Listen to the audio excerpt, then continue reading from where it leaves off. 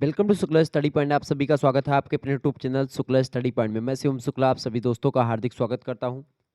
आज की वीडियो के माध्यम से हम लोग चर्चा करेंगे जियोग्राफी के सेकंड पेपर के बारे में, जिसके अंतर्गत रिमोट सेंसिंग एंड जीआईएस से बनने वाले बहुत ही महत्वपूर्ण प्रश्नों पर आज की वीडियो के माध्यम से हम चर्चा करेंगे। यानी कि अति लघु उत्तरीय, लघु उत्तरीय और दीर्घ उत्तरीय टाइप के जो प्रश्न पूछे जाते हैं जिन विश्वविद्यालयों में, उनके लिए बहुत ही महत्वपूर्ण होगा। जैसे डॉक्टर राम मनोहर लोहिया अवध विश्वविद्यालय की कल परीक्षा है रिमोट सेंसिंग एंड जीआईएस की, उसके लिए बहुत ही महत्वपूर्ण है ये लेक्चर, तो आप इस वीडियो को अंत तक देखिएगा। इसके अलावा महात्मा गांधी काशी विद्यापीठ के लिए बहुत ही ज़्यादा महत्वपूर्ण होगा। ओके, अगर आप बीए फिफ्थ सेमेस्टर में हैं तो आपको जियोग्राफी के 2 पेपर देने होंगे। पहला पेपर मैंने ऑलरेडी आपको समझा रखा है, प्रादेशिक भूगोल यानी रीजनल ज्योग्राफी, उसमें पढ़ना था। और दूसरे पेपर में आपको रिमोट सेंसिंग एंड जीआईएस के बारे में पढ़ना है। तो यही प्रश्न आपकी परीक्षा में आने वाले, इन प्रश्नों को आप तैयार कर लीजिएगा। ठीक है, आइए चर्चा करने का प्रयास करते हैं। इससे पहले महासंग्राम वीडियो और मॉडल पेपर मैं दे चुका हूँ, आप उसको अगर नहीं देखें तो देख लीजिएगा उसको भी। ठीक है, बाकी इसमें मैं चर्चा करने जा रहा हूँ। ये दोनों तीनों वीडियो अगर आप देख लीजिएगा तो आपका काम हो जाना है और कहीं से प्रश्न नहीं आएंगे। जियोग्राफी की बात करें तो उसको हिंदी में भूगोल कहते हैं। बीए तृतीय वर्ष पंचम सेमेस्टर पेपर 2 सुदूर संवेदन और जीआईएस के आधार यानी basics of remote sensing and GIS आपके पेपर का नाम है। तो उसी के नवीनतम मॉडल पेपर के बारे में चर्चा करेंगे आज की वीडियो के माध्यम से। 3 खंडों में पेपर बटा हुआ होता है। खंड आ बा सा, खंड आ से अति लघु उत्तरीय प्रश्न आते हैं और खंड बा से लघु उत्तरीय और खंड सा से दीर्घ उत्तरीय प्रश्न। ठीक है,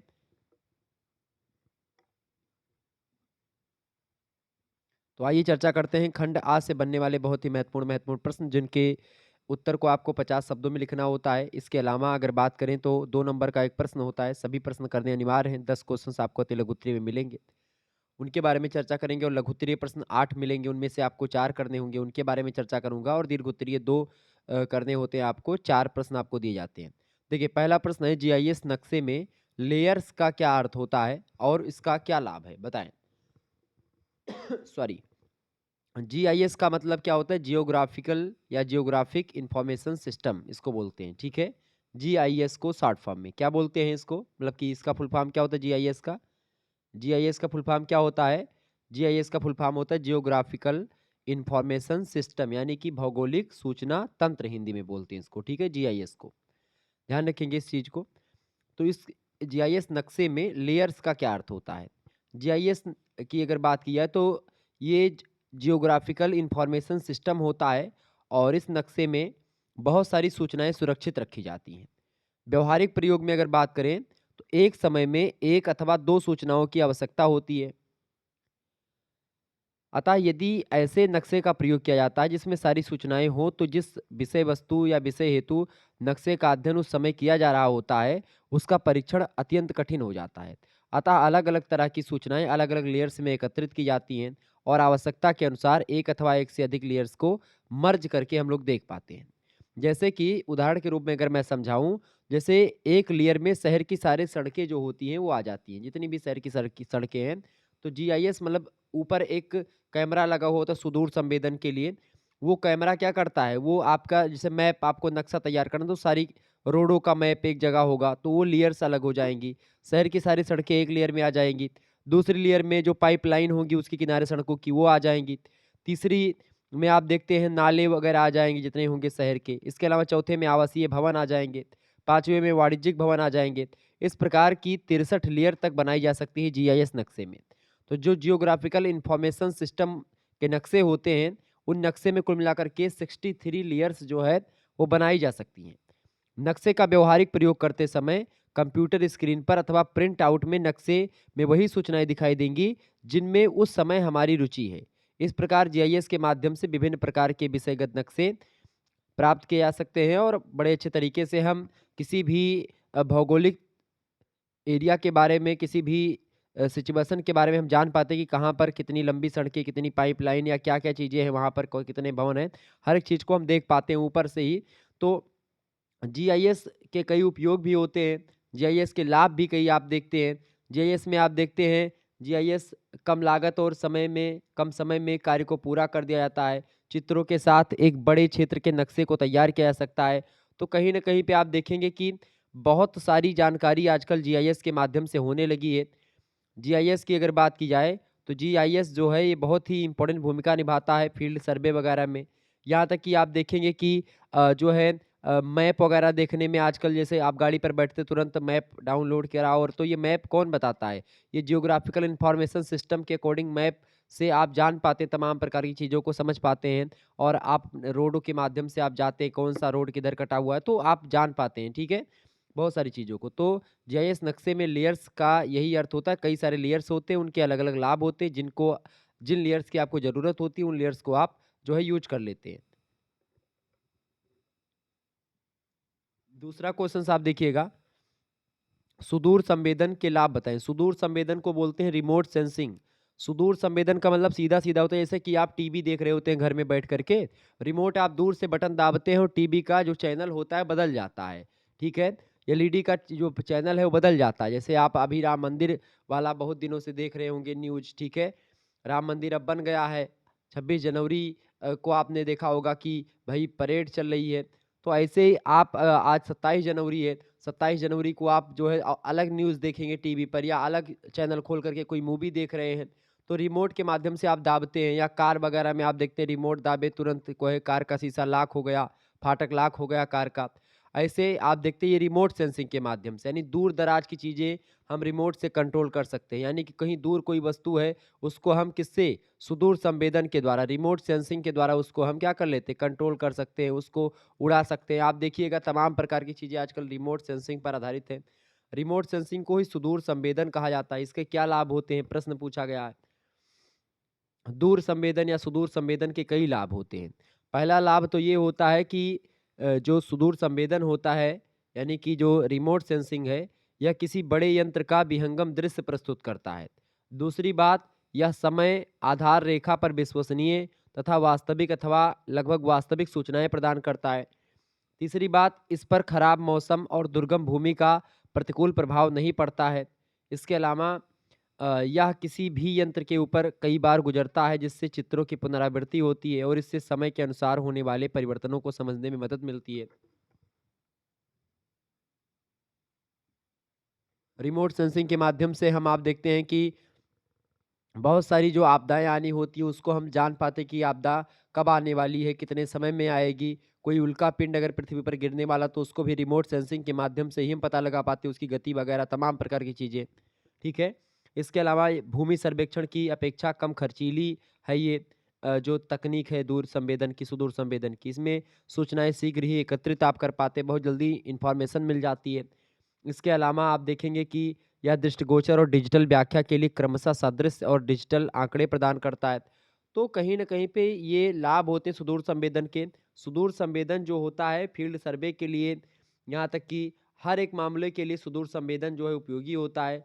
सुदूर संवेदन की अगर बात की जाए, तो सुदूर संवेदन में आप देखते हैं आपदा प्रबंधन में रिमोट सेंसिंग का बड़ा उपयोग होता है, चूँकि कोई आपदा कब आएगी, कितने कितनी खतरनाक आपदा होगी, कितनी तीव्र गति से भूकंप आएगा, ये सब रिमोट सेंसिंग के माध्यम से ही पता लगा पाते हैं, सुदूर संवेदन के माध्यम से। जैसे कुछ दिन पहले आपके फ़ोन में आप देखा होगा कि डिज़ास्टर मैनेजमेंट के द्वारा आपके फ़ोन में क्या आया होगा, एक आपदा प्रबंधन विभाग जो है, उस विभाग के द्वारा एक सर्वे किया जा रहा था। आपका फ़ोन जो है अपने आप चेतावनी देने लगा, थोड़ी देर के लिए दिया होगा। इंग्लिश, हिंदी दोनों भाषाओं में आपने अगर जो है केयर किया होगा। नवरात्रि का समय, नवरात्रि के पहले की बात है ये, पितृपक्ष चल रहा था उस समय। मुझे ध्यान है चूँकि मैं निमंत्रण में एक जगह गया हुआ था और मेरा फ़ोन जो है वो हुहुआने लगा था एकदम से, मतलब समझ रहे हैं ना? मतलब कि वाइब्रेट करने लगा था जिसको बोलते हैं। तो हुहुआना कहते हैं उसी को देहाती भाषा में, अवधी भाषा में, ठीक है? हमारे पिता-उता जी बोलते हैं, कहते हैं कि हुहुआत है तार फ़ोनवा हो। तो हुआ मतलब वाइब्रेट करता है, ठीक है? तो वो जो वाइब्रेशन वाइब्रेशन आता है, ये सब रिमोट सेंसिंग के माध्यम से कहाँ विभाग है, और आपका फ़ोन ऐसे हिलने लगा था, लगता था कोनो हैंग कर लिया, फ़ोनवा हैक कर लिया हमारा। सभी को लग रहा था, सब डर गए थे एकदम से। मैंने फिर एक जो है यूट्यूब पर एक पोस्ट भी डाली थी हमने, फेसबुक पर भी पोस्ट डाली थी। तो इस तरीके से ये रिमोट सेंसिंग का ही काम होता है, ये सब सुदूर संवेदन का ही काम होता है, ठीक है? आगे देखेंगे, तीसरा प्रश्न है आपदा कार्यों में खोज बचाव में रिमोट सेंसिंग की भूमिका बताएं। आपदा प्रबंधन में खास करके खोज बचाव में बहुत ही इंपॉर्टेंट भूमिका होती है खोज बचाव में, आपदा प्रबंधन में। खास करके अगर मैं बताऊं, अच्छा कोई भी क्षति किसी आपदा के बाद में आप देखते हैं बहुत ही तीव्र गति से सटीक कितना हानि हुआ है, कितनी क्षति पहुँची है, उसका तुरंत आकलन करने के लिए आपदा प्रबंधन में रिमोट सेंसिंग यानी कि सुदूर संवेदन के द्वारा ही हम समझ पाते हैं। रिमोट सेंसिंग प्रभावित क्षेत्र का व्यापक अवलोकन प्रदान करता है, जिससे निर्णय लेने वालों को क्षति की सीमा को समझने में मदद मिलती है।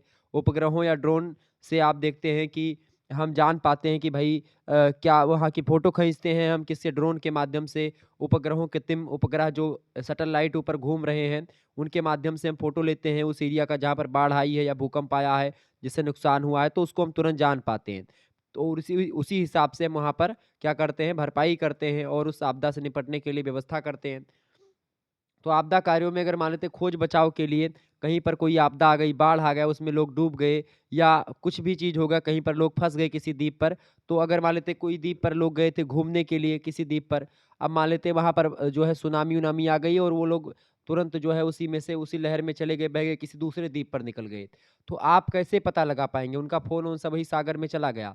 तो आप कैसे पता लगा पाएँगे? सुदूर संवेदन के द्वारा, चूँकि रिमोट सेंसिंग जो है ऊपर जो सैटेलाइट घूम रहे हैं उसमें कैमरे लगे हुए होते हैं बड़े-बड़े, हाई रेज़ोल्यूशन के। तो वो कैमरे क्या करते हैं, वो निगरानी रखते हैं पृथ्वी पर। तो उन कैमरों के माध्यम से हम देख पाएँगे कि कहाँ कौन-सा व्यक्ति है, तुरंत समझ जाएँगे, ठीक है? तो रिमोट सेंसिंग खोज और बचाव कार्यों में महत्वपूर्ण सहायता करता है। किसी आपदा के बाद जीवित बचे लोगों को शीघ्रता से पता लगाने से जीवन और मृत्यु के बीच अंतर हो सकता है। चूँकि आप अगर जल्दी पता लगा पाएँगे तो हो सकता है कि वो मरने के कगार पर हो लेकिन तुरंत पता चल गया कि भई वो वहाँ पर है, तुरंत उसका ट्रीटमेंट हुआ, वो बच गया। तो इसलिए आप देखते हैं मलबे के नीचे कभी-कभी क्या होता है बहुत सारे लोग दब जाते हैं। फिर हम थर्मल इमेजिंग जैसी तकनीकों के माध्यम से मलबों के नीचे धँसे हुए या फँसे हुए लोगों के बारे में जान पाते हैं। अभी आप लोगों ने देखा होगा रिमोट सेंसिंग के माध्यम से टनल में फँसे लोगों की भी मदद की जा रही थी। तो आप देखेंगे जब उच्च रेज़ोल्यूशन इमेजिनरी बचाव टीमों के लिए सुरक्षित मार्गों की मैपिंग में सहायता करती है, तो बहुत अच्छे तरीके से मदद मिलती है और लोग अच्छे तरीके से खोज बचाव कर पाते हैं। तो ये सब रिमोट सेंसिंग के द्वारा ही आप देखेंगे तमाम प्रकार की चीज़ें, तमाम प्रकार की बचाव, तमाम प्रकार के ऐसे अभियान चलाए जाते हैं, जो कि बहुत ही महत्वपूर्ण भूमिका निभाते हैं हर एक क्षेत्र में, चाहे वो किसी चीज़ मतलब किसी भी एरिया में कोई आपदा आई है तो उसके बचाव में, लोगों के बचाने में बहुत ही महत्वपूर्ण भूमिका निभाता है रिमोट सेंसिंग। तो ये रिमोट सेंसिंग की भूमिका है। चौथा क्वेश्चन आप देखेंगे मौसम के पूर्वानुमान में रिमोट सेंसिंग। मौसम के पूर्वानुमान में रिमोट सेंसिंग की क्या भूमिका होती है? तो मौसम कब बदलेगा? आप देखते हैं पहले से ही पता होता है कि भाई इतना बारिश होगी फलाने दिन को। रिमोट सेंसिंग के माध्यम से ये चीज़ पता लगा पाते हैं हम लोग कि भाई बारिश कब होने वाली है, मौसम कब साफ़ रहेगा, कब बारिश होगी, कब आंधी-तूफ़ान आएगा, 3-4 दिन पहले या 10 दिन पहले तक की खबर हमको हो जाती है, तुरंत फ़ोन में ही हमारे बता देता है कि भई बारिश होने वाली है, इस दिन इस डेट को बारिश होगी, ठीक है, इस डेट को धूप निकलेगा, ठीक है, तमाम प्रकार की जानकारी मिलती रहती है, कितना तापमान है, वायुदाब कितना है, सब कुछ आपका फ़ोन बता देगा। ठीक है? तो ये रिमोट सेंसिंग के माध्यम से ही पता लगा पाते हैं हम लोग, ठीक है? तो मौसम के पूर्वानुमान में रिमोट सेंसिंग की काफ़ी महत्वपूर्ण भूमिका है। वायुमंडलीय स्थितियों की निगरानी करके रिमोट सेंसिंग मौसम की भविष्यवाणी में महत्वपूर्ण योगदान देता है। उपग्रह बादलों के पैटर्न, हवा की दिशा और वायुमंडलीय दबाव को ट्रैक कर सकते हैं, जिससे मौसम की घटनाओं की सटीक भविष्यवाणी की सुविधा मिलती है। या तूफ़ान, भारी वर्षा और अन्य मौसम संबंधी आपदाओं की भविष्यवाणी करने में विशेष रूप से उपयोगी होता है, ख़ास करके रिमोट सेंसिंग। तो रिमोट सेंसिंग कब बारिश होगी, कितनी तेज़ आँधी आएगी, ये सब बताता है। तो इसके लिए बहुत ही महत्वपूर्ण भूमिका निभाता है इन सभी में, मौसम के पूर्वानुमान में। लिख देंगे ये चीज़। 5वाँ प्रश्न है प्रकाशीय संवेदक किसे कहते हैं? प्रकाशीय संवेदक किसे कहते हैं भैया? तो संवेदक की अगर बात करें तो संवेदक जो होते हैं उपग्रहों के ऊपर लगे एक प्रकार के या एक तरह के उच्च अंत प्रकाशीय कैमरा उपकरण होता है, जो उपग्रहों के सैटेलाइट के ऊपर लगाए जाते हैं ताकि वो ऊपर अंतरिक्ष की जानकारी तो देते ही रहें, साथ ही साथ कैमरे के माध्यम से वो पृथ्वी की भी तस्वीर या पृथ्वी पर आने वाले खतरे, पृथ्वी पर आने वाले उल्कापिंड की भी एक प्रकार से जानकारी भेजते रहें। इनका उपयोग सतह विशेषताओं की विभिन्न परतों में परिवर्तित या उत्सर्जित विद्युत चुम्बकीय विकिरण की मात्रा को मापने के लिए किया जाता है। आप विभिन्न इलेक्ट्रॉनिक उपकरणों के रिमोट कंट्रोल में स्थापित सेंसर के बारे में सोच सकते हैं, जैसे कि वातानुकूलित यानी कि जैसे कि एयर कंडीशनर या एसी का जो रिमोट होता है, आप तुरंत दबाते हैं तो 19 डिग्री सेल्सियस हो जाता है, फिर दबाते हैं 22 होता है, कभी आप दबाते हैं तो 16 हो जाता है, ऐसे आप 24-25 कर देते हैं। तो एसी हो गया, टेलीविज़न हो गया, ठीक है? एयर कंडीशनर हो गया, तमाम प्रकार की चीज़ें जो है आपकी वो रिमोट से चलती हैं। रिमोट आप जानते हैं कार वगैरह भी रिमोट से चलती है। आजकल तो हर एक चीज़ रिमोट से बच्चों के खिलौने भी रिमोट सेंसिंग पर आधारित बनाए जा रहे हैं कि रिमोट दाबो, बटन दाबो और चल गया वो जो है कार चलने लगा, हेलीकॉप्टर उड़ने लगा रिमोट दाबने से। तो जो एक छोटे दूरस्थ नियंत्रण यानी रिमोट कंट्रोल उपकरण की मदद से इस प्रकार के इलेक्ट्रॉनिक उपकरणों के संचालन को सक्षम बनाता है।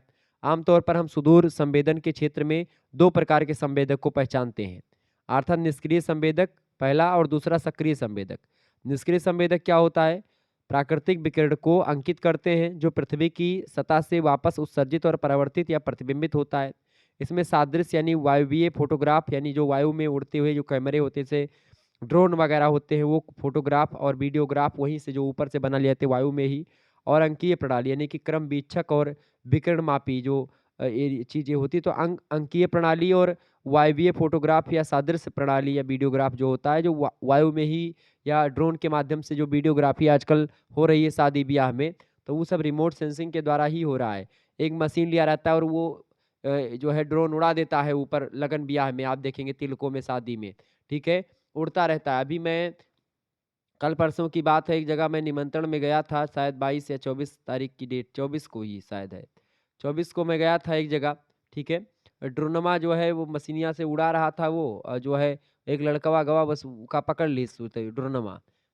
तो वही खटपट-खटपट मतलब वो जो पंखा होता है उसका वही बोलने लगा, तो फिर सभी लोग तुरंत आए देखने क्या हुआ, क्या हुआ? तो मैंने सोचा तो गिर पड़ा भाई ऊपर से, तो मैं यही कह रहा था कि यार मशीन है, मशीन का कौन भरोसा किया जाए? लेकिन भरोसा कब करोगे आप? चूँकि रिमोट सेंसर पर आधारित होता है, तो सेंसिंग के द्वारा यानी कि सुदूर संवेदन के द्वारा ही वो क्रिया करता है, उड़ता है ऊपर, ठीक है? तो यही होता है, तो वायवीय फ़ोटो वो ऊपर से उड़ करके फ़ोटो खींची जाती है, फिर फ़ोटो एकदम क्लियर आती है, ठीक है? समझ रहे चीज़ों को ना? 3D फ़ोटो बनाने में के लिए बहुत महत्वपूर्ण होता है वो। 3 डायमेंशनल फ़ोटो जो है वो आईबीए फ़ोटो के द्वारा होता है। ओके? तो इस तरीके से दोनों चीज़ शामिल होती है। सक्रिय संवेदन की अगर बात करें तो पृथ्वी की सतह को रोशन करने के लिए निर्दिष्ट तरंगदैर्ध्य की पट्टी के विद्युत चुम्बकीय विकिरण ढोने वाले यानी वाहक होते हैं। सक्रिय संवेदक का उदाहरण जैसे रेडियो संसूचन, पहचान और रिज़ोल्यूशन रिज़ोल्यूशन का मतलब होता है रडार वगैरह होता है। इसके अलावा सलार, रडार, ठीक है? और सार ये 3 चीज़ें 4 चीज़ें होती हैं जो कि ये सक्रिय संवेदक होती हैं। आप रडार वगैरह के माध्यम से सलार के माध्यम से आप देखते तमाम प्रकार के कहते नहीं हमारे रडार में आए तो मार दिए बे तू छक्का मार दे, चौवा मार दे वैसे कहते नहीं गाँव वगैरह में अगर आप बॉलिंग वगैरह करते रडार में आएगा मार देने एक छक्का। तो इस तरीके से रडार का मतलब समझ रहे हैं ना? वो जान पाता है कि भई यहाँ तक रडार होता है उसके लिए यूज़ किया जाता है। जब पनडुब्बियों के लिए ख़ास करके पनडुब्बियों की पहचान करने में जब नेवी वगैरह वाले इंडियन नेवी वाले जब होता है एक प्रकार से जो है जलीय मार्ग में युद्ध होता है तो पनडुब्बियों का सहारा लेते हैं। तो पनडुब्बियाँ अंदर घुस जाती हैं छुप जाती हैं अंदर। तो वो रडार के माध्यम से ही हम जो है निशाना लगाते हैं या चीज़ें लगाते हैं मतलब हर एक चीज़ रडार के माध्यम से हम खोजते हैं। तो वही सारी चीज़ें होती हैं। सुदूर संवेदन के माध्यम से तो उसी में रडार भी आता है, ठीक है? तो प्रकाशीय संवेदक ये सब होते हैं। अगला प्रश्न जीआईएस के लाभ बताइए। जीआईएस का लाभ क्या होता है? जीआईएस का फुल फॉर्म तो आप सभी लोग जानते ही होंगे। जीआईएस का मतलब होता है जियोग्राफिकल इन्फॉर्मेशन सिस्टम या जियोग्राफिक इन्फॉर्मेशन सिस्टम भौगोलिक सूचना तंत्र। देखें जीआईएस की अगर बात करें तो सबसे पहला इसका लाभ ये है कि ये कम लागत में होता है, कम खर्चा में ये किसी भी कार्य को पूरा कर सकते हैं इसके माध्यम से, कम लागत और कम खर्चे में, कम समय में। दूसरी बात, चित्रों के साथ एक बड़े क्षेत्र के नक्शे को तैयार करने में जीआईएस का बड़ा इम्पोर्टेंट भूमिका होता है। क्योंकि अगर किसी एरिया का नक्शा आपको देखना है तो जीआईएस के माध्यम से आप पता कर पाएँगे। मान लेते कोई फ़ोटो खींच लिया आपने बड़ी चीज़ पूरा चीज़ों की, आप देखते हैं फ़ोटो खींचने के बाद में क्या होता है? आप उस किसी घटना की फ़ोटो अगर आपने खींच ली, तो उसमें उस घटना के बारे में आप बहुत सारी जानकारी आप जान पाएँगे, ठीक है? फ़ोटो के माध्यम से। तो वो चित्रों के माध्यम से आप बड़े क्षेत्र के नक्शे को बना कर के आप बहुत बड़ी जानकारी ग्रहण कर पाते हैं। तीसरी बात, एक बड़े क्षेत्र की विभिन्न विशेषताओं, फीचर्स यानी संरचनाओं मतलब फीचर्स यानी विशेषताओं, संरचनाओं और प्राकृतिक संसाधनों को एक नज़र से आप देख पाएँगे किसी भी क्षेत्र में, उनको समझ पाएँगे एक साथ इकट्ठा करके। आप 10 एरिया की फ़ोटो खींच करके 10 की तुलना एक साथ कर सकते हैं। ये सब जीआईएस के माध्यम से ही संभव हो पाया है कि आप अलग-अलग आप झारखंड, आप उड़ीसा, आप बंगाल, बंगाल, बिहार, उड़ीसा सब जगह की आप फ़ोटो खींचे सबकी खदानों की, सभी कोयले की फ़ोटो खींच लें और कोयले में आपस में तुलना करें, तो तुलनात्मक अध्ययन करने में भी सहायता होती है इससे जीआईएस में। इसके अलावा जीआईएस का लाभ ये भी है कि दुर्गम क्षेत्रों को भी कम समय में आच्छादित यानी कवर कर किया जा सकता है जीआईएस के माध्यम से। ऐसे एरिया जहाँ पर मनुष्य नहीं पहुँच सकता है या नहीं जा सकता है किन्हीं कारणों के बस में, वहाँ पर भी रिमोट सेंसिंग के माध्यम से जीआईएस के माध्यम से सुदूर सुदूर संवेदन के माध्यम से हम पहुँच जाते हैं, जान पाते हैं, ठीक है? समझ पाते हैं चीज़ों को। जीआईएस के माध्यम से हम वहाँ तक अपना ड्रोन वगैरह उड़ा करके भेज पाते हैं, ताकि वहाँ के बारे में जहाँ हम नहीं जा सकते हैं, उन चीज़ों को भी हम कवर कर पाते हैं इन्हीं के माध्यम से। इसके अलावा प्रणाली विकसित हो जाने के पश्चात इसका उपयोग सामान्यतः सभी के द्वारा अल्प अवधि के प्रशिक्षण के उपरांत सुगमता से किया जा सकता है। तो जीआईएस के कई लाभ हैं जिसके बारे में मैंने आपको बताया। निश्चित तौर पर आपके समझ में आया हुआ होगा। आगे देखेंगे 7वां प्रश्न आपकी स्क्रीन पर आ चुका है। कृषि और खाद्य सुरक्षा के बारे में कुछ बताइए। कृषि और खाद्य सुरक्षा में जीआईएस की क्या भूमिका है? बढ़िया प्रश्न है भई, फटाफट से आप बताने का प्रयास करेंगे। कृषि एवं खाद्य सुरक्षा की अगर बात करें, तो रिमोट सेंसिंग सूखे या कीट संक्रमण जैसी कृषि आपदाओं की भविष्यवाणी कर सकती है, जिससे शीघ्र हस्तक्षेप या शीघ्र हस्तक्षेप की अनुमति मिलती है। आपदा के बाद कृषि भूमि को हुए नुकसान का आकलन कर सकता है। खाद्य सुरक्षा सुनिश्चित करने के लिए बहुमूल्य डेटा प्रदान कर सकता है रिमोट सेंसिंग। तो कहीं न कहीं पे आप देखेंगे रिमोट सेंसिंग के माध्यम से कृषि की जो चीज़ें हैं या कृषि के बारे में जानकारी है या खाद्य सुरक्षा से रिलेटेड तमाम प्रकार की जानकारी है, वो हम रिमोट सेंसिंग के माध्यम से पता कर पाते हैं। यही नहीं, आपको बता दूँ कृषि खाद्य सुरक्षा तो ही है ही, इसके अलावा जन संसाधन प्रबंधन को लेकर के हो या वन अग्नि प्रबंधन की बात हो या भूस्खलन प्रबंधन की बात हो, तटीय क्षेत्र प्रबंधन की बात हो, तमाम प्रकार के प्रबंधन में, स्वास्थ्य प्रबंधन में, बुनियादी ढांचे की निगरानी करने में रिमोट सेंसिंग की बड़ी ज़बरदस्त भूमिका होती है। रिमोट सेंसिंग के माध्यम से जल संसाधन प्रबंधन की भी बात होती है, चूँकि रिमोट सेंसिंग अतिप्रवाह को रोकने या कमी का पता लगाने के लिए बाँधों और जलाशयों में जल स्तर की निगरानी करता रहता है कि भाई जल स्तर कितना बढ़ा, कितना घटा, उसके अकॉर्डिंग बताता रहता है। और इसके अलावा आप देखिएगा किसी भी आपदा के बाद जल प्रदूषण के क्षेत्रों की पहचान भी कर सकता है रिमोट सेंसिंग। तो ये कई प्रकार की भूमिका निभाता है। अगला प्रश्न 8वां नंबर आप देखेंगे भूस्खलन प्रबंधन के बारे में कुछ बताएँ। भूस्खलन प्रबंधन, भूस्खलन की भविष्यवाणी करना अक्सर कठिन होता है, लेकिन रिमोट सेंसिंग मदद कर सकती है। यह अस्थिरता के संकेतों के लिए ढलानों की निगरानी कर सकता है और भूस्खलन को ट्रिगर करने वाले वर्षा पैटर्न को ट्रैक कर सकता है।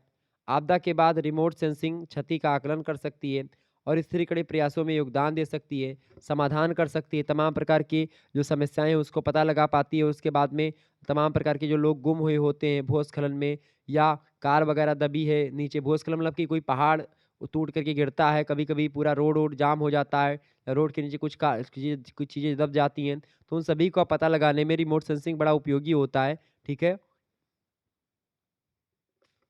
ये बात ध्यान रखिएगा। तो रिमोट सेंसिंग भूस्खलन प्रबंधन में, वन अग्नि प्रबंधन में आप देखते हैं जंगल में आग लगी है, तो वैसे हमें पता नहीं चलेगा जंगल में आग कहाँ लगी है। तो ऊपर से ही हम जब हेलीकॉप्टर या जो हमारा ड्रोन है या एक प्रकार से जो कृत्रिम उपग्रह यानी कि जो हमारे सैटेलाइट ऊपर उड़ रहे हैं पृथ्वी के ऊपर अंतरिक्ष में, तो उन्हीं के माध्यम से फ़ोटो खींचते हैं और फ़ोटो के माध्यम से हम जान पाते हैं, वीडियो बनती है कि भाई आग कहाँ पर लगी है एग्ज़ैक्ट। फिर उसके अकॉर्डिंग हम उस आग को बुझाने का प्रयास करते हैं। जंगल की आग प्रबंधन में रिमोट सेंसिंग महत्वपूर्ण भूमिका निभाती है और शुरुआती चरणों में आग का पता लगा सकते हैं इसके माध्यम से उसके प्रसार की निगरानी कर सकते हैं कितना आग फैली है, कहाँ तक फैली है, कितने एरिया को कवर कर चुकी है, आगे सारी जानकारी हम रिमोट सेंसिंग के माध्यम से पता लगा पाते हैं कितना नुकसान हुआ है, ठीक है। फिर से अगर जो है आग बुता दी गई है मतलब कि आग जो है आग को एकदम से ख़त्म कर दिया गया है, तो फिर उसके बाद में आग बुझाने के बाद में हम ये भी पता लगा सकते हैं कितनी मतलब आग कहाँ तक बुझ गई है, आग पूरी बुझी कि नहीं बुझी, ये सारी चीज़ें आप ऊपर से देख करके पता लगा पाते हैं। इसके अलावा तमाम प्रकार की और भी चीज़ें मतलब कि निर्वनीकरण की बात कहीं पर हो रही है या कहीं पर चोरी-चकारी हो रही है, उसके माध्यम से चोरी-चकारी को तो नहीं लेकिन अगर निर्वनीकरण हो रहा है, पेड़ कटाई खूब अधिक मात्रा में किसी एरिया में ज़्यादा हो रही तो उसका भी पता आप लगा पाते हैं इसके माध्यम से। तो ये कई प्रकार के प्रबंधन में उपयोगी होता है। आपदा प्रबंधन के लिए जीआईएस तो बहुत ही उपयोगी है आज के समय में, ठीक है? आगे देखेंगे 9वां प्रश्न है, रिमोट सेंसिंग के अनुप्रयोग बताइए। रिमोट सेंसिंग के कई अनुप्रयोग हैं, वैसे तो मैंने आपको बता दिया रिमोट सेंसिंग के अनुप्रयोग के बारे में कि भाई रिमोट सेंसिंग कृषि एवं खाद्य सुरक्षा में, जल संसाधन प्रबंधन में, वन अग्नि प्रबंधन में, भूस्खलन प्रबंधन में, तटीय क्षेत्र प्रबंधन में, अस्थायी प्रबंधन में, बुनियादी ढांचे की निगरानी करने में, तमाम प्रकार की चीज़ों में रिमोट सेंसिंग का अनुप्रयोग किया जाता है, उपयोग किया जाता है। लेकिन सबसे पहली बात कैसे करते हैं? उपग्रहों और विमानों पर कैमरे पृथ्वी की सतह पर बड़े क्षेत्रों की छवियाँ लेते हैं, फ़ोटो खींचते हैं पृथ्वी की, जिससे हम ज़मीन पर खड़े होकर के जितना देख सकते हैं, उससे कहीं अधिक हम देख पाते हैं। क्योंकि पृथ्वी को हम ज़मीन से कुछ ही क्षेत्र को देख पाते हैं, लेकिन जब हम अंतरिक्ष से ये फ़ोटो आती है, तो पृथ्वी के संपूर्ण पृथ्वी को जान पाते हैं कि पृथ्वी गोला है। वैसे हम पृथ्वी पर खड़े होते लगता है पृथ्वी चपटी है, लेकिन जब ऊपर से आप देखते हैं तो पृथ्वी लगता है कि पृथ्वी गोलाकार है, जियाड आकार है, ठीक है? तो ये चीज़ें हमको रिमोट सेंसिंग के माध्यम से पता चलती है। दूसरा इसका अनुप्रयोग है, जहाज़ों पर सोनार सिस्टम समुद्र के नीचे यात्रा किए बिना ही समुद्र तल की छवियों को देखने के लिए उपयोग किया जाता है। समुद्र के अंदर अगर बात करें, तो सोनार के माध्यम से हम समुद्र के अंदर की चीज़ों को पता लगा पाते हैं कि समुद्र के अंदर क्या चीज़ें हैं। सोनार एक टेक्नोलॉजी होती है, उसके माध्यम से हम जान पाते हैं कि आखिरकार पृथ्वी के मतलब कि उसके समुद्र के अंदर, पानी के अंदर क्या चीज़ें हैं। ठीक है? तो ये दूसरा अनुप्रयोग। तीसरा अनुप्रयोग आप लिख सकते हैं, उपग्रहों पर कैमरे का उपयोग महासागरों में तापमान परिवर्तन की छवियों को बनाने के लिए किया जाता है। तो इस तरीके से जो है अलग-अलग तरीके से हम रिमोट सेंसिंग का प्रयोग अलग-अलग क्षेत्रों में करते हैं। आजकल तो रिमोट सेंसिंग के बिना मैं तो कहता हूँ कि कोई भी चीज़ संभव नहीं है। जो आप ये वैज्ञानिकता या वैज्ञानिक इतने आगे बढ़ रहे हैं, इसका सबसे इम्पोर्टेंट कारण है रिमोट सेंसिंग। इसके अलावा बड़े जंगल की आग को अंतरिक्ष से मैप के माध्यम से आप देख पाते हैं, जिससे जो है रेंजरों को ज़मीन से कहीं ज़्यादा बड़ा क्षेत्र की देखने की अनुमति मिल जाती है और हम बहुत ही अच्छे तरीके से चीज़ों को समझ पाते हैं, जान पाते हैं और आग को बुझाने में मदद कर पाते हैं। इसके अलावा बादलों को ट्रैक करने या मौसम की भविष्यवाणी करने में मदद करने के लिए बादलों को ट्रैक करना और धूल के तूफानों को देखने में मदद करना, ये भी इसका अनुप्रयोग है रिमोट सेंसिंग का। इसके अलावा एक शहर के विकास और कई वर्षों या यहाँ तक कि दशकों में कृषि भूमि या जंगलों में परिवर्तनों को ट्रैक करना, ये तमाम प्रकार के जो काम होते हैं, ये रिमोट सेंसिंग के द्वारा ही किए जाते हैं। तो ये रिमोट सेंसिंग के माध्यम से ऐसे काम संपन्न करवाए जाते हैं। तो ये कई प्रकार की चीज़ें मैंने आपको बताई रिमोट सेंसिंग के। आगे देखेंगे, अगला प्रश्न है, उपग्रह से प्राप्त प्रतिबिंबों का मतलब निर्वचन पर टिप्पणी करें। बहुत ही बढ़िया प्रश्न है। प्रश्न क्या पूछा गया है, उपग्रह से प्राप्त छवियों यानी प्रतिबिंबों यानी फोटो जो होती जो उपग्रह से या कृत्रिम उपग्रह से खींची जाती है, कृत्रिम उपग्रह मतलब कि सैटेलाइट से। सैटेलाइट से जो फोटो हम लोग खींचते हैं, उसका प्रयोग जो है या उससे प्राप्त जो फोटो होती है उसका प्रयोग हम क्या क्या करने के लिए करते हैं। तो उसका प्रयोग जो है हम किस लिए करते हैं भाई, फटाफट से आप बताने का प्रयास करेंगे। बहुत ही महत्वपूर्ण प्रश्न है, बताइएगा। उपग्रह से प्राप्त उपग्रह से प्राप्त जो फोटो होती है, उसका प्रयोग हम किस तरीके से करते हैं? तो उपग्रह से प्राप्त प्रतिबिंबों का निर्वाचन की अगर बात करें, तो उसके द्वारा हम क्या करते हैं? संवेदकों के द्वारा प्राप्त आंकड़ों का उपयोग या जो इससे हमको उपग्रह से जो कृत्रिम उपग्रह से सैटेलाइट से जो प्राप्त आंकड़े होते हैं, उन आंकड़ों का उपयोग किसी भूपृष्ठीय घटना एवं वस्तुओं के आकार व प्रतिरूप संबंधी सूचनाओं को प्राप्त करने में किया जाता है। विभिन्न प्रकार के संवेदक, फोटोग्राफिक और डिजिटल आंकड़े उत्पाद प्राप्त करते हैं हम लोग इससे। उपग्रह से जो फ़ोटो खींची जाती है, सैटेलाइट से जो फ़ोटो खींची जाती है, उससे पृथ्वी के बारे में जानकारी, पृथ्वी के स्ट्रक्चर के बारे में, पृथ्वी के किस एरिया में वन है, किस एरिया में पर्वत पठार है, इसके बारे में जानकारी हमको मिलती है। इसके अलावा इन घटनाओं की गुणात्मक और मात्रात्मक दोनों प्रकार की विशेषताएँ इन सभी के माध्यम से हमको मिल पाती हैं। इसके अलावा आप देखिएगा, चाक्षुष निर्वचन करना एक स्वचालित अभ्यास है, जो बिंबों या जो फ़ोटो होता है उसमें किसी भी वस्तु को देख कर के उसकी पहचान कर सकते हैं। दूसरी तरफ डिजिटल इमेज से हार्डवेयर और सॉफ्टवेयर दोनों के संयुक्त प्रयोग से इच्छित सूचनाएँ हम प्राप्त कर सकते हैं आज। इसके अलावा अंकीय बिंब व्याख्या के तकनीकों के अभाव में बिंबों का विश्लेषण करना असंभव है। इसलिए यहाँ पर केवल चाक्षुष विश्लेषण विधियों का वर्णन किया गया है। कुल मिलाकर के अगर मैं आपको बताऊँ कि उपग्रह से प्राप्त जो फ़ोटो होते हैं उसका प्रयोग हर एक क्षेत्रों में आप करते हैं। आग लगी है तो फ़ोटो खींचा जाता है ऊपर से, कहीं पर दंगा हुआ है, ऊपर से फ़ोटो ड्रोन के माध्यम से आप हर एक चीज़ के बारे में जान पाएँगे, एक अलग नज़रिए से देख पाएँगे, उसको 3D में देख पाएँगे। इसके अलावा आप देखते हैं जो मूवीज़ वगैरह की शूटिंग होती है उसमें ड्रोन कैमरे का प्रयोग काफ़ी ज़्यादा बढ़ गया है। ऊपर से फ़ोटो या खींची जाती है। तो ऐसे कृत्रिम उपग्रह भी ड्रोन जैसा होता है, ऊपर उड़ता रहता है, पृथ्वी के चारों तरफ चक्कर लगाता रहता है। एक उपग्रह होता है, एक जगह रुका रहता है। तो इस तरीके से फ़ोटो खींचता है और उसके बाद में उसके उससे हमको बहुत ज़्यादा जानकारी मिलती है। क्लियर? आगे देखेंगे, अगला क्वेश्चन आपकी स्क्रीन पर आ चुका है, फटाफट से लघु उत्तरीय प्रश्न है। 4 या 5 प्रश्न केवल करने हैं खंडबाद से। 150 या 200 शब्दों में आपको लिखना होगा। राम मनोहर लोहिया में 150 शब्द में लिखना होगा। महात्मा गांधी काशी विद्यापीठ में 100 शब्दों में लिखना होगा। 5 प्रश्न करने होंगे महात्मा गांधी काशी विद्यापीठ में। और अति लघुत्तरी में केवल 5 ही प्रश्न करने होते हैं, वहाँ पर भी लघुत्तरी में, मतलब अति लघुत्तरी में भी, और लघुत्तरी में भी 5 करने होते हैं। अगला प्रश्न है लेकिन राम मनोहर लोहिया में 4 प्रश्न करने होते हैं 8 में से, ठीक है, ध्यान रखिएगा, और 150 शब्दों में लिखना होता है। देखिए प्रश्न है सुदूर संवेदन की प्रक्रियाएं बताइए। सुदूर संवेदन की क्या प्रक्रियाएं होती हैं, फटाफट से आप बताने का प्रयास करेंगे। बहुत ही जबरदस्त प्रश्न है। सुदूर संवेदन की प्रक्रियाओं के बारे में बताएं कुछ। सुदूर संवेदन की बात करें तो इसके अंतर्गत 2 प्रक्रियाएं सम्मिलित होती हैं सुदूर संवेदन के।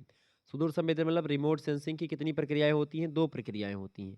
पहली प्रक्रिया होती है आंकड़ा संग्रहण, यानी कि डाटा एक्विजिशन, ठीक है, एक्विजिशन, और दूसरा होता है आंकड़ा विश्लेषण यानी डाटा एनालिसिस। तो डाटा एक्विजिशन और दूसरा होता है डाटा एनालिसिस, यानी कि एक डाटा संग्रहण और एक डाटा विश्लेषण, ठीक है। तो पहली प्रक्रिया जो है आंकड़ा संग्रहण की, इसका मतलब होता है सूचनाओं के संग्रहण से कोई डाटा, कोई जानकारी इकट्ठा करना। किसी भी लक्ष्य के बारे में सूचनाएं चित्रीय और आंकिक रूप से प्रस्तुत करी जाती हैं। या तो कुछ हमको जानकारी अंकों में मिलेगी या चित्र के माध्यम से हम उस जानकारी को प्राप्त करते हैं। तो ये कई चरणों में हमको प्राप्त होती है। सबसे पहली बात, विद्युत चुंबकीय ऊर्जा का ऊर्जा स्रोत के रूप में होना। दूसरी बात, सूर्य से विकिरण ऊर्जा या विकिरण के द्वारा ऊर्जा का धरातल पर आना, जो विद्युत चुंबकीय तरंगों के रूप में होता है। तीसरी बात, धरातल पर पहुंचने वाली विद्युत चुंबकीय ऊर्जा का धरातलीय लक्ष्यों से अंतःक्रिया करना। फिर उसके बाद में विद्युत चुंबकीय ऊर्जा और धरातलीय लक्ष्यों की अंतःक्रिया के द्वारा ऊर्जा का परावर्तन होकर के वायुमंडल में संचरण करना। फिर इसके बाद में वायुमंडल में संचारित विद्युत चुंबकीय ऊर्जा तरंगों को संवेदकों यानी कि सेंसर के द्वारा ग्रहण किया जाता है। फिर इसके बाद में संवेदन मंच पर अवस्थित कैमरों, स्कैनरों, इनके द्वारा तरंगों को ग्रहण करके चित्रीय और आंकड़ों के रूप में सूचना को प्राप्त किया जाता है। तो ये हो गया सूचना को इकट्ठा करना, डाटा को संग्रहण करना। ये पहली प्रक्रिया होती है सुदूर संवेदन की, रिमोट सेंसिंग की। और दूसरी जो प्रक्रिया होती है वो होती है आंकड़ा विश्लेषण की। आंकड़ा विश्लेषण की अगर बात करें तो संवेदकों के द्वारा या जो सेंसर होते हैं उन सेंसरों के द्वारा विद्युत संकेतों के अध्ययन से संकलित सूचनाओं को भूमि यंत्रक केंद्रों को प्रेषित या भेजा जाता है। भेजने या प्रेषित करके विभिन्न यंत्रों और कंप्यूटर सॉफ्टवेयरों के द्वारा उनका वर्गीकरण, मानचित्रीकरण और विश्लेषण किया जाता है। भूगोल चूंकि धरातल के विभिन्न पक्षों का अध्ययन करता है, इसलिए क्षेत्रीय विश्लेषण हेतु या क्षेत्रीय विभिन्नता को समझने के लिए तमाम प्रकार के एरिया या विभिन्न प्रकार के जानकारी की ज़रूरत होती है। अलग अलग क्षेत्रों से फ़ोटो खींच करके उन क्षेत्रों की तुलना करने में, उन क्षेत्रों के बारे में जानने में परंपरागत साधनों के विपरीत सुदूर संवेदन ने सूचना संग्रह को आसान बना दिया है। और आज हम बड़ी आसानी से 2, 3, 4, 10 क्षेत्रों का समन्वय करके एक साथ अध्ययन कर सकते हैं, ठीक है। तो ये बड़ा सरल हो गया है। तो ये सुदूर संवेदन की 2 प्रक्रियाओं के माध्यम से संभव हो सका है। एक तो पहली आंकड़ा को इकट्ठा करना, डाटा को इकट्ठा करना, डाटा कलेक्शन और डाटा एनालिसिस, ये 2 प्रक्रियाएं होती हैं सुदूर संवेदन की, ध्यान रखेंगे। दूसरा प्रश्न है संसूचन सुदूर आंकड़ा उत्पादों के वर्ग बताइए, बताएं।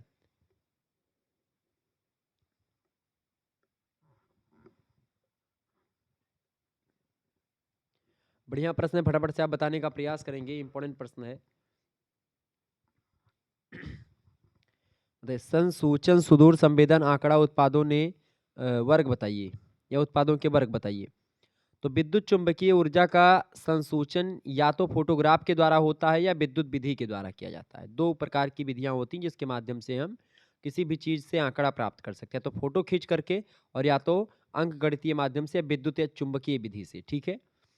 तो फोटोग्राफिक प्रक्रिया में प्रकाश संवेदी फिल्म या प्रयोग ऊर्जा विकिरण के संसूचन तथा अभिलेखन के द्वारा किया जाता है। दूसरी तरफ स्कैनिंग युक्तियां प्रतिबिंबों को आंकिक रूप से प्राप्त करती हैं। इसके अलावा यहाँ पर अगर मैं बात करूँ तो प्रतिबिंबों एवं फोटो चित्रों में अंतर को जानना आवश्यक है। प्रतिबिंब या फोटो वह है जो किसी क्षेत्र विशेष को संसूचित व अभिलेखित की गई ऊर्जा का चित्र रूप में प्रदर्शन करता है। फोटोग्राफ उन प्रतिबिंब चित्रों से रिलेटेड होते हैं जो फोटोग्राफिक फिल्म पर अभिलिखित होते हैं। अतः यह कहा जा सकता है कि सभी फोटोग्राफ प्रतिबिंब हैं, लेकिन सभी प्रतिबिंब फोटोग्राफ नहीं है। तो ये दोनों चीजें समझेंगे। ओके।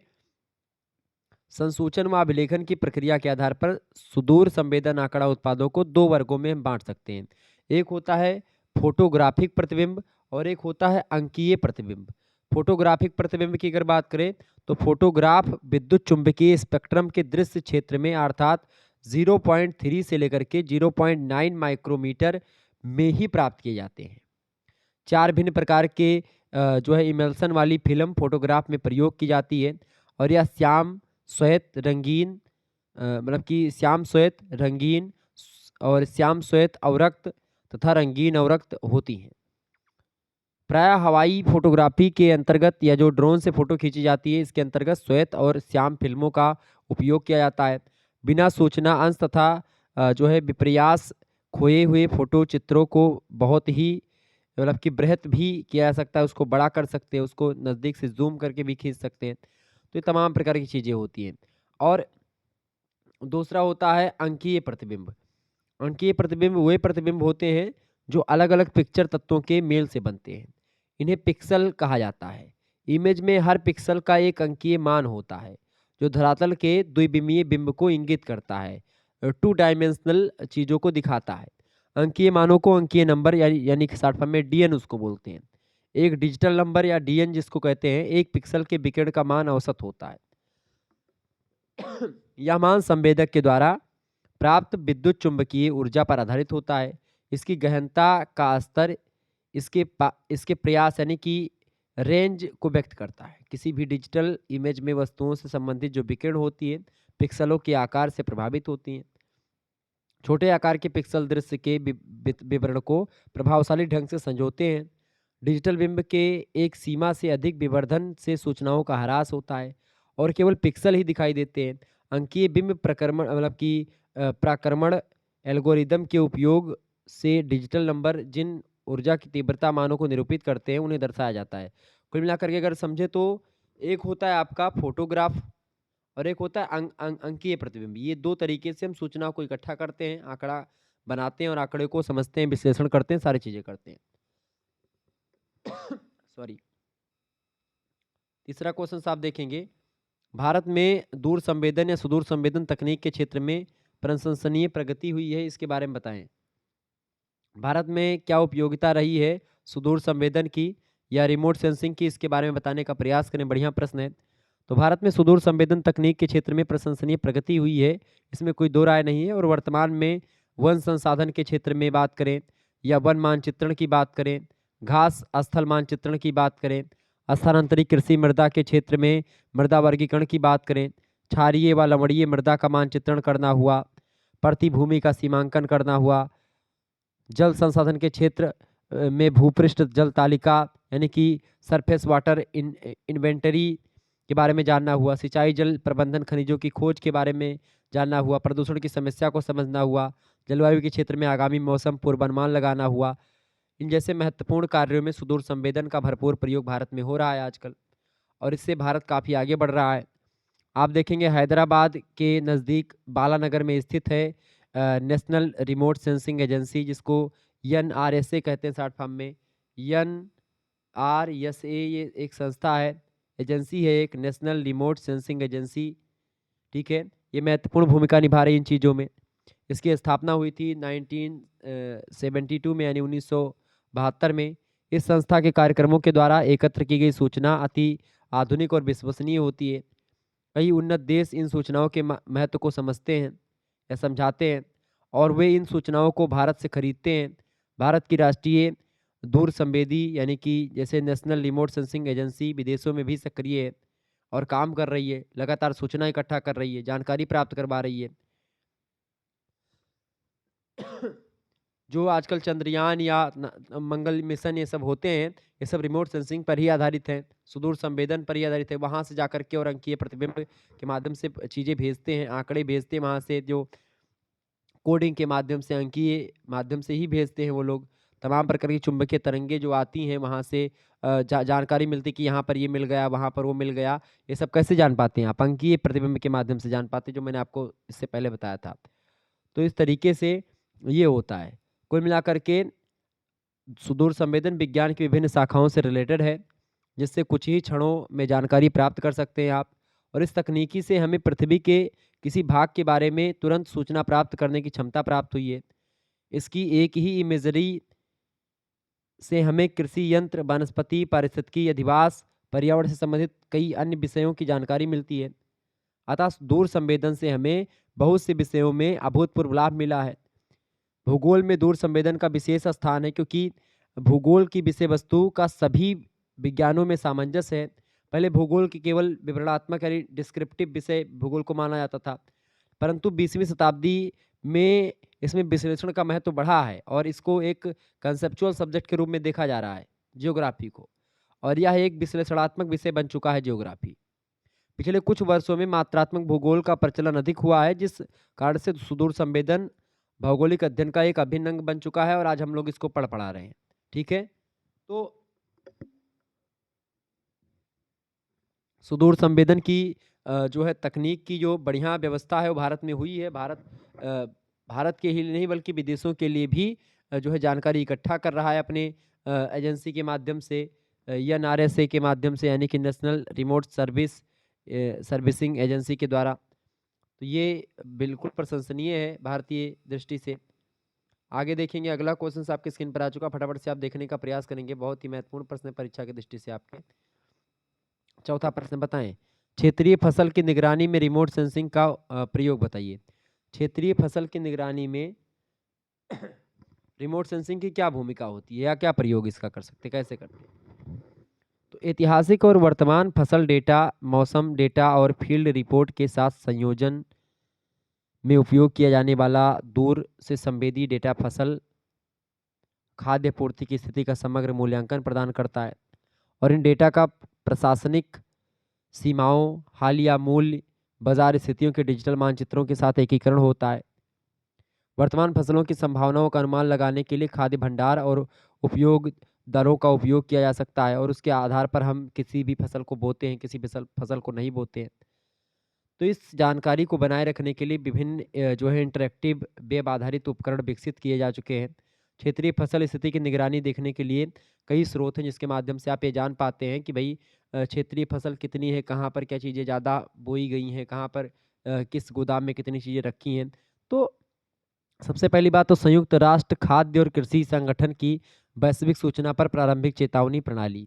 ठीक है, चूंकि GIEWS यह सभी देशों के लिए फसल की स्थिति और खाद्य आपूर्ति की स्थिति पर विस्तृत विश्लेषण और रिपोर्ट लगातार तैयार करती है, जिसको हम समझ सकते हैं इसकी वेबसाइट पर जाकर के।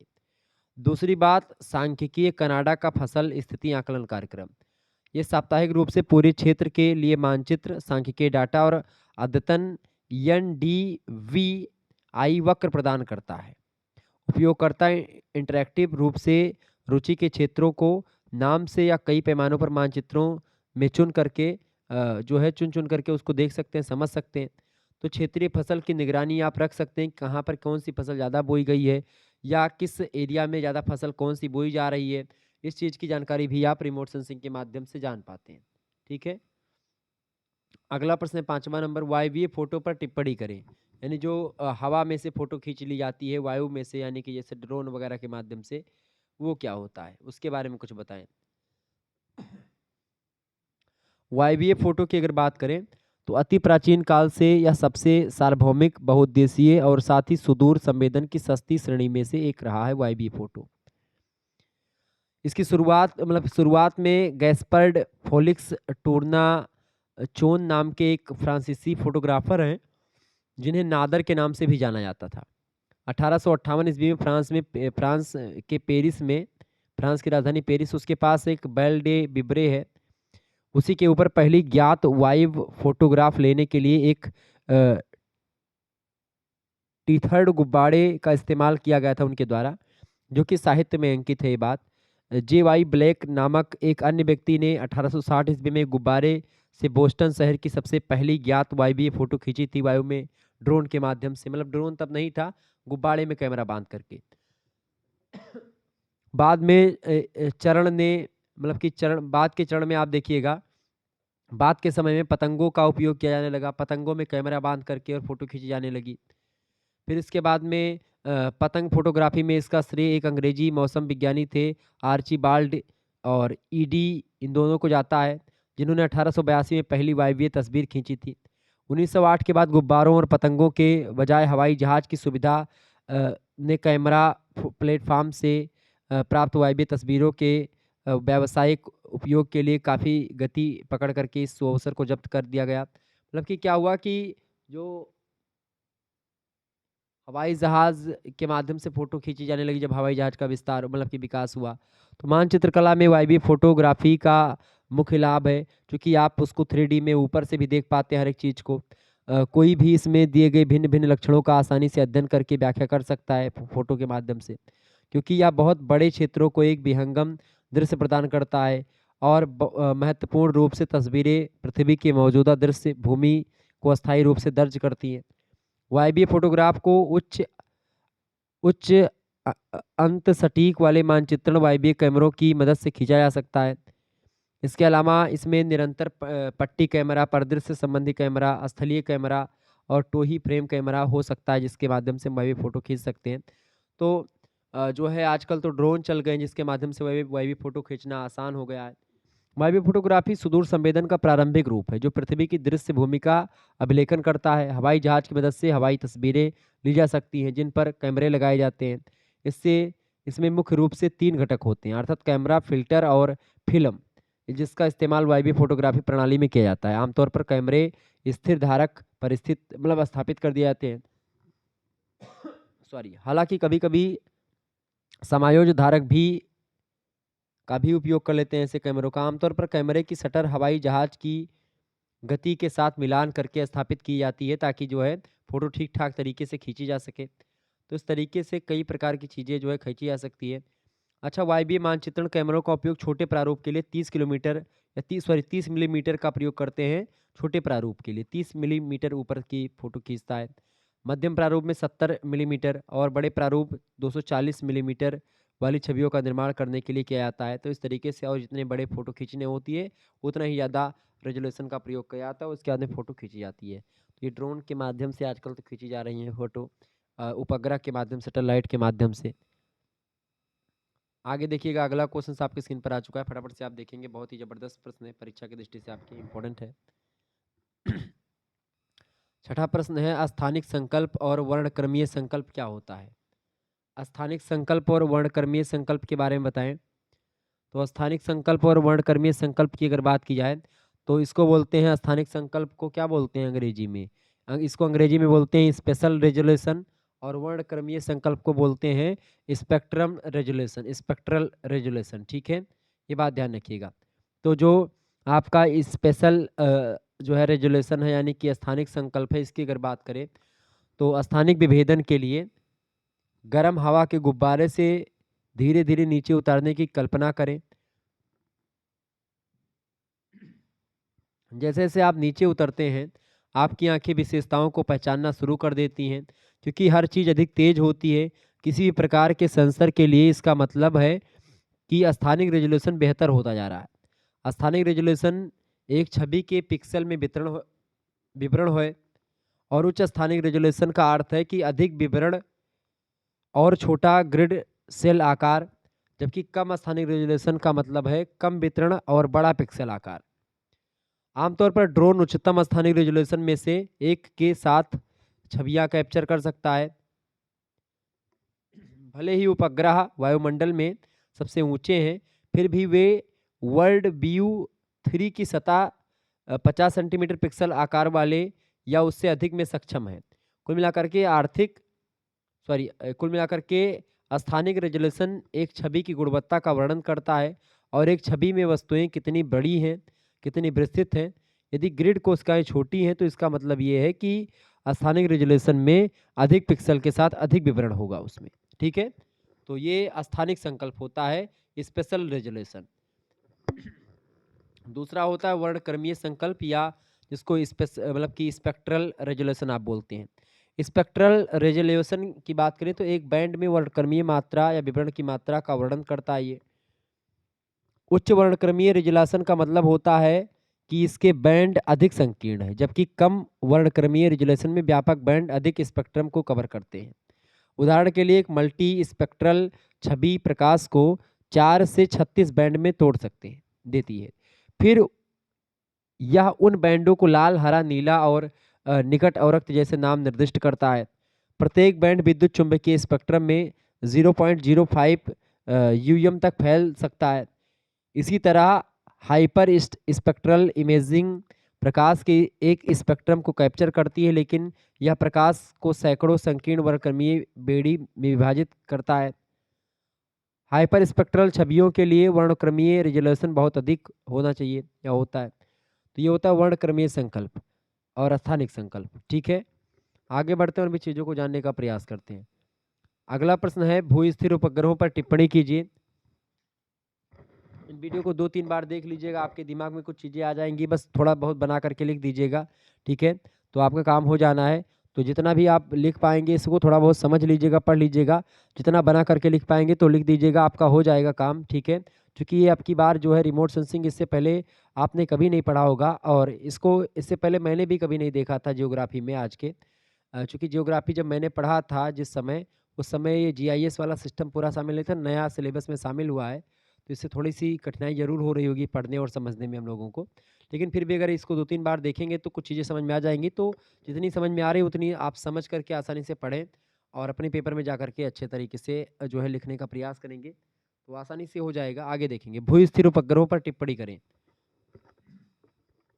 उपग्रह हमारे सैटेलाइट होता है जो पृथ्वी की कक्षा में जो है, एक तो होता है स्थिर रहने वाला और एक होता है जो वो घूमता रहता है पृथ्वी के चारों दिशाओं में। ठीक है, तो अगर बात करें जो स्थिर रहने वाला है, उसकी अगर बात करें तो जिस उपग्रहों को पृथ्वी की जिस कक्षा या जिस ऑर्बिट में प्रक्षेपित किया जाता है, उसकी पृथ्वी से दूरी एवं उपग्रहों के कक्षा के घूमने की स्थिति तथा उपग्रहों के उपयोग के आधार पर मुख्यतः 3 भागों में उसको बाँटा जा सकता है। पहला होता है भू स्थिर उपग्रह, दूसरा होता है ध्रुवीय उपग्रह या सुदूर संवेदन उपग्रह, और तीसरा होता है वैश्विक स्थान निर्धारण उपग्रह प्रणाली, या जिसको आप जीपीएस प्रणाली कहते हैं। ठीक है, जीपीएस का फुल फॉर्म क्या होता है? जियोग्राफिकल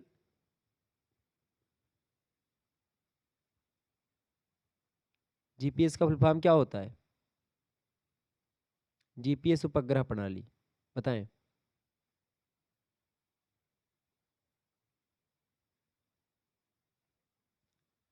कमेंट करके बताएं सभी लोग। जीपीएस का फुल फॉर्म आप सभी लोग बताएंगे।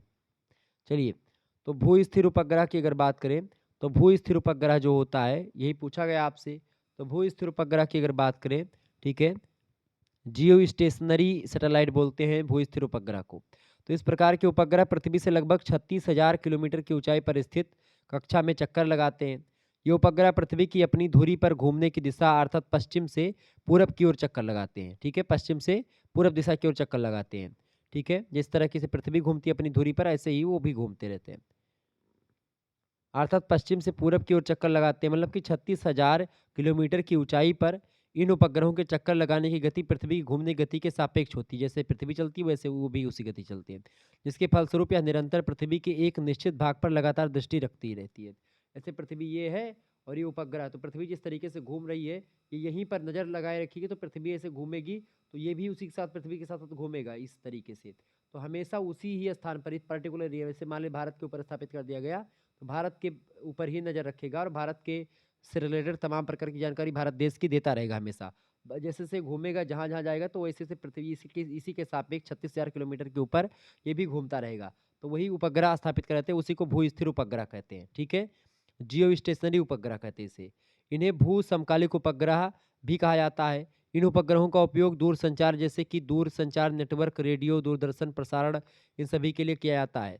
भारत द्वारा प्रक्षेपित किए गए कुछ उपग्रहों के नाम की अगर बात करें, भारत के द्वारा कई सारे उपग्रह छोड़े गए, जैसे कि जी सैट नाम का उपग्रह एक छोड़ा गया है, जी सैट उपग्रह। ठीक है, जी सैट फर्स्ट और जी सैट जो है सेकंड, ये दोनों छोड़े गए हैं, ये बात ध्यान रखेंगे। इसके अलावा एडू सैट नाम का, ठीक है, जो है एडू सैट उपग्रह छोड़ा गया, एडू सैट 4।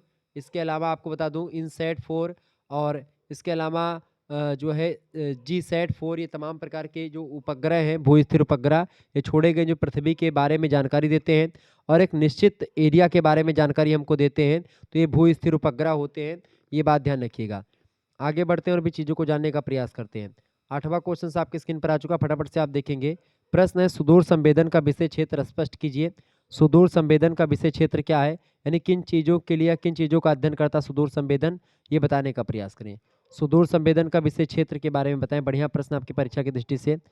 सुदूर संवेदन के विषय क्षेत्र की अगर बात करें तो सुदूर संवेदन तकनीकी का उपयोग मुगल के विभिन्न अध्ययनों जैसे कि फसल के क्षेत्रफल और उत्पादन के आकलन, मौसम के पूर्वानुमान, भूमिगत जल की खोज, मत्स्य पालन, वन संसाधनों के सर्वेक्षण, खनिजों का पता लगाने, इसके अलावा नगरीय विकास और नियोजन, मृदा वर्गीकरण करने में, और इसके अलावा आप देखेंगे अम्लीय मृदा का मानचित्रण करने में, बहुउद्देशीय नदी घाटी परियोजना और बाढ़ग्रस्त जो है एरिया का सीमांकन करने के लिए, सभी के लिए बहुत ही सफलतापूर्वक से प्रयोग किया जा रहा है।